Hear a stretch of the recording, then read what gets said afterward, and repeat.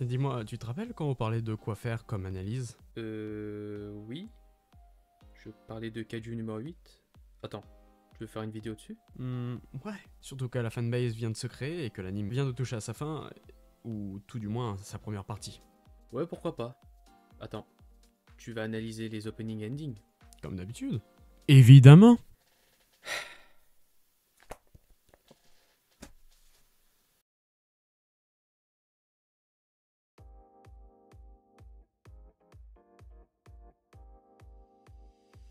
D'abord, présentons le manga. Kaiju numéro 8 de Naoya Matsumoto, qui est une femme. D'ailleurs, rendons hommage aux grandes femmes mangaka qui ont créé des classiques. Dans un Japon envahi par des kaiju, les gros monstres comme Godzilla, car Godzilla était un kaiju si vous ne le savez pas, l'humanité lutte contre ces monstres grâce à la force japonaise de défense anti-kaiju. Nous avons Kafka, pas la meuf de Honkai Star Rail, un trentenaire qui est un membre de la brigade des nettoyeurs, ceux qui nettoient la ville des restes de cadavres de kaiju, très glamour tout ça, qui va devenir lui-même un kaiju après qu'un kaiju ait pénétré dans sa gorge sans son consentement. Ah, mais c'est dégueulasse! Kafka est un homme avec beaucoup de regrets. En effet, il a tenté plusieurs fois d'entrer dans la brigade anti-kaiju, mais il n'y est pas arrivé et s'est donc tourné vers le nettoyage de kaiju. Contrairement à lui, son amie d'enfance Minna est commandante de la 3e unité de la force japonaise de défense anti-kaiju. Réalisé par le studio IG Production, sous la direction de Shigeyuki Miya et Tomomi Kamiya, l'anime est un vent de fraîcheur pour l'industrie. Hormis l'opening, dont l'animation est en full 3D, tout est en 2D, avec un respect de l'œuvre originale. L'animation est carrée, les couleurs choisies sont ternes, mais sont bien utilisées pour le contexte de l'œuvre. Un petit point a été donné pour le grain utilisé lors des combats,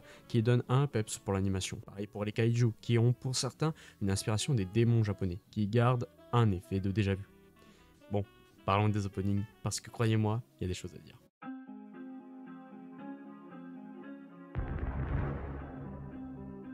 Pour l'opening, déjà nous avons un visuel assez spécial en 3D et surtout pas de spoil comme la plupart des animés. D'ailleurs, pourquoi ils font ça en fait? Et surtout nous avons une chanson en anglais, donc pas de problème pour la traduction. Donc que raconte la chanson? De ce que j'ai compris, nous sommes dans les pensées de Kafka appelant à l'aide pour se défaire de l'emprise du monstre qui est en lui, prenant de plus en plus le contrôle. Kafka a peur que le kaiju lui vole son humanité jusqu'à s'isoler des autres pour éviter tout danger. Cependant, rien n'y fait, il ne peut pas l'arrêter. La chanson nous rappelle que Kafka n'est pas qu'un homme marrant avec un pouvoir stylé, mais qu'il est un homme qui contient un monstre qui peut prendre le dessus avec un pouvoir destructeur. Mais il montre aussi qu'il est là pour ses compagnons, avec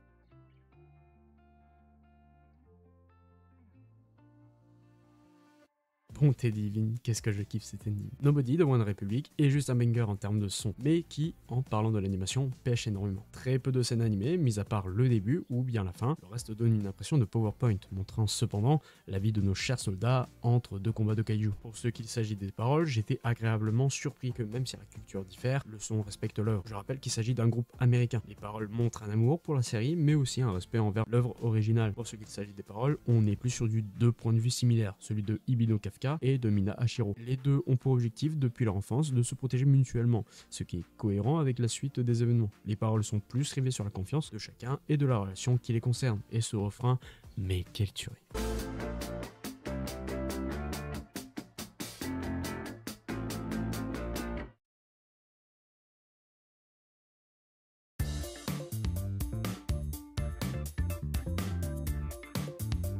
Au départ, le manga avait un rythme de parution d'un chapitre par semaine, cependant, l'auteur a décidé de passer à un chapitre tous les 2 semaines. Et n'oublions pas que de temps en temps, nous avons juste des illustrations en guise de chapitre. Pour ce rythme, il y a ses qualités et ses défauts. Une meilleure santé pour la mangaka et une meilleure qualité des chapitres, mais un rythme qui coupe la hype jusqu'à en oublier ce qui s'est passé avant. On préfère la qualité ici. D'ailleurs, si on veut rester sur l'anime, l'opening et l'ending témoignent d'une certaine flemme dont nous avons fait part lors de l'analyse.